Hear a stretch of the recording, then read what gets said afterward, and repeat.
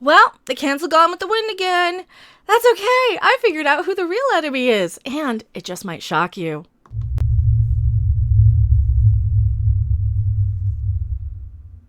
Hello, everyone. I am still Mecha Random 42. Still the one, still the only, still the original, still your favorite YouTube harpy. And now that my volume hasn't completely maxed itself out in this take, scared the crap out of me when I did my sound effect last time. We're going to talk a little bit about all this Gone with the Wind and all of this modern era of censoring our history, our historical properties. And yeah, we've had a crappy history. I'll be the first one to admit it. So, according to CNN Entertainment, hello Pop Filter, Gone with the Wind reignites debate as Hollywood wrestles with its history. Well, the big kerfuffle on this one today has been that Gone with the Wind, as you all know, has been pulled from HBO Max because of its insensitive depictions of some people of certain ethnic backgrounds who were depicted as, well, being the property that they were depicted as in the book. The culture of this book's happenstance, I suppose, is the best way to put it. I'm trying to delicately kind of go around this. And, well, here's the thing with Gone with the Wind. I'm going to give you kind of a quick, brief history of me with Gone with the Wind. Never really been that into a lot of the big budget blockbustery movies from that time period. I always find that anytime I see one of these critically acclaimed, it's a classic. There's usually something wrong with them that I don't really like. And in the case of Gone with the Wind, it wasn't a happy ending. The main character was kind of an unlikable bitch. And it just was a long sit. It was a long sit. I got it free with a DVD VCR combo way back in the day. That's the only reason I even have it on my shelf. I have no intention of ever watching it again. But I can understand the historical importance. I mean, Gone with the Wind had the giant fire at MGM, where a lot of people actually died. It actually did a lot to be more inclusive to some of the extras on set. And, well, here, we'll just get into it. Let's get into it. Clark Gable, first off, there's a lot to this video. There's a lot to unpack in this video. Clark Gable desegregated the Gone with the Wind movie set. That's the first thing that's really, really historically important, in my opinion, to this sort of Gone with the Wind debate, is how Clark Gable actually desegregated the set. Here we go. This is a little easier to read. So this is from Ronald E. Franklin from Real Rundown. This is from December 29th, 2017. So this might be a little bit of an outdated viewpoint on the article, but, since we have to put warning labels on every... When Clark Gable arrived on the set of Gone with the Wind in 1938, he was already one of the biggest stars in Hollywood. Lenny Bluett, I'm saying your name wrong, I apologize, was an 18-year-old extra who wouldn't even receive screen credit. But what they did together recasts lasting credit on both. Bluett was a young African-American man who lived in Culver City, California, and who was just starting a career in which he would make a good living as a movie extra. Talented singer, dancer, piano player, Bluett's friendship with Bogart got him an audition for the role as Sam in Casablanca. The way Bluett tells it, he was too young, too tall, and too good looking to get the part. He was able to land small roles in about 40 films, including Stormy Weather and Cabin in the Sky, acting alongside such luminaries as the Marx Brothers, Spencer Tracy, and Katharine Hepburn. So, now this was all news to me. I actually wasn't aware of this until I started researching this video. So, hey, the more you know. And remember who the enemy is. Well, we'll get to that at the end. Hopefully I remember that, because I do have a short memory sometimes. Of course, here they're talking about him being on the set when they were filming the burning of Atlanta scene, and that was the one that caused the Great Fire on the MGM lot, from what I recall from history. If I'm recalling it correctly, if I'm not, please correct me in the comments. When he arrived that morning, Bluett immediately noticed something that to him was quite startling. There were dozens of portable toilets on set to accommodate the large numbers who would be on the lot that day, but what startled, then enraged young Bluett was the fact that above each toilet door was a sign. On some said, in quotations, white, the other said, in quotations, yeah. I don't even want to say that, because I don't want to get canceled for saying that, even though it's right there on the sign. Because of characterizations of blacks in Margaret Mitchell's book, black organizations, including the NAACP and major African-American newspapers across the nation, have been concerned about the movie versions of Gone with the Wind from the beginning. But the focus had been on the possibility of blacks being portrayed in a demeaning manner on screen. Producer David O. Selznick had given these groups many assurances. which he came well short of fulfilling of his sensitivity to black concerns on that score. But no one ever anticipated that segregation would rear its ugly head during the making of the picture. Certainly not Lenny Bluett. Bluett grew up in Culver City, where the movie was being shot in a thoroughly integrated environment. When he discovered that separate toilet facilities had been set up on the movie, it was his first exposure to the kind of humiliation that segregation and public accommodation inherently involves. And learning about segregation, I think, is really, really, really, really, really important right now. Just saying, just as a side note, just to kind of learn what that means. And of course, he goes on and tells a story. As he recalls in the Turner Classic Movie featurette, he immediately went to some of the older black actors to try and organize some sort of protest against what to him was an outrage. But the older cast members were concerned that if they raised any kind of ruckus, they would simply be replaced. They had families to feed. Bluett noted that you couldn't shoot Gone with the Wind without black actors. He persisted. He finally got the older performers, acquaintances, and 2 others of the young extras to try and do something about the situation.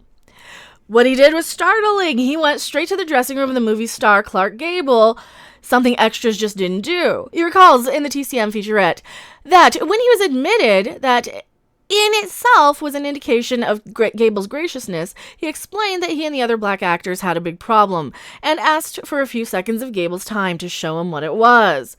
Bluett then led Gable to where the toilets were set up and showed him the offensive signs. As Bluett recalls, Gable was outraged. He immediately got on the phone to the movie's director, Victor Fleming, and told him if those signs didn't come down, you don't have a Rhett Butler. So there's a lot of people who had a lot of well-meaning intentions working on this set for their actual progressiveness. In this instance, and this is just behind the scenes, this is not getting into the depictions or anything, but just getting this movie made, I think, had some importance in history that we don't want to ignore. The signs came down and the segregation on the set of Gone with the Wind was ended. Here we go. Now we get into black stars not welcome to the premiere of the film. That wasn't, however, the film's last brush with the evils of segregation. According to Leonard J. Leff in an article in The Atlantic, producer David O. Selznick had wanted to showcase the film stars, white and black, at the premiere in Atlanta. The event was to be held at Lowe's Grand Theater on Peachtree Street. That theater, however, like everything else in Atlanta at the time, was strictly segregated. The black stars of the movie, including Butterfly McQueen, who played Prissy, and Hattie McDaniel, who would win an Oscar for her portrayal of Mammy, could appear on stage, but they would not be allowed to sit in the audience with the whites, nor attend the grand social functions planned for the white members of the cast. As Leff explained, since the Grand was a whites-only theater, McDaniels and the other black guests would have no proper dressing rooms backstage, no proper places to enter and exit the theater, and no proper places to go to the bathroom. So David O. Selznick made the decision to simply leave his black stars at home, and they would not be allowed to attend the premiere of the film. One African-American woman who was there. Although Oscar winner Hattie McDaniel and the other black cast members were not allowed to attend the premiere, there was, ironically, another African-American of note who did participate in the festivals. It was 10-year-old Martin Luther King Jr., who sang at the Whites-Only Junior League Baseball as part of the... And I don't know, can I even say that one? Well, it's part of a boys' choir that was set up from his father, Ebenezer's Baptist Church. When Gable found out that Hattie McDaniel and other black stars of the film would not be allowed to go to Atlanta along with the white members of the cast, he hit the ceiling. Gable was already good friends with McDaniel prior to making the movie, and he angrily threatened to boycott the premiere unless she was allowed to attend.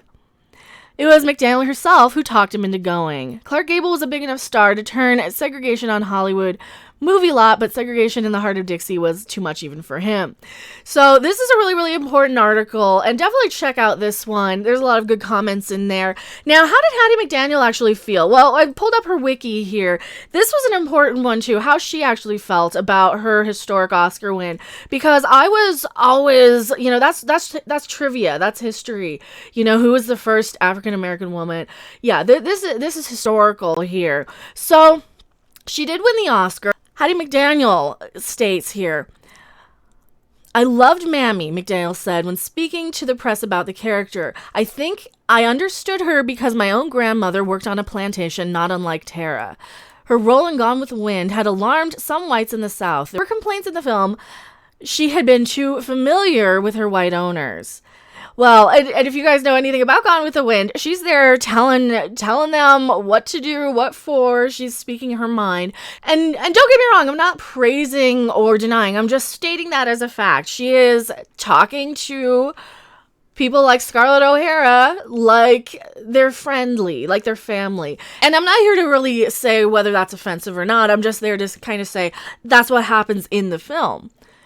At least one writer pointed out that McDaniel's character did not significantly depart from Mammy's persona in Margaret Mitchell's novel, and that both the film and the book, the much younger Scarlett speaks to Mammy in a way that would be deemed inappropriate for a Southern teenager of that era to speak to a much older white person, and that neither the book nor the film hints at the existence of Mammy's own children, dead or alive, her own family, dead or alive, a real name, or her desires to have anything other than a life at Tara, serving on a plantation. Moreover, while Mammy scolds the younger Scarlett, she never crosses Mrs. O'Hara, the more senior white woman in the household. Some critics felt that McDaniel not only accepted the role, but also her statements to the press acquiesced in Hollywood stereotypes, providing fuel, I can barely see that word by the way, providing fuel for critics who were fighting for black civil rights. Later, when McDaniel tried to take her Mammy character on the road, black audiences did not prove receptive. While many black people are happy over McDaniel's personal victory, they also viewed it as bittersweet.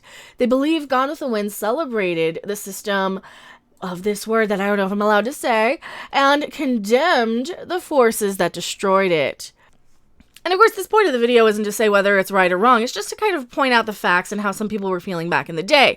Now, and there's a few more shows and things that have been canceled since then, just without Gone with the Wind. And we got an update on what's going on with Gone with the Wind, too. So don't click off the video just yet.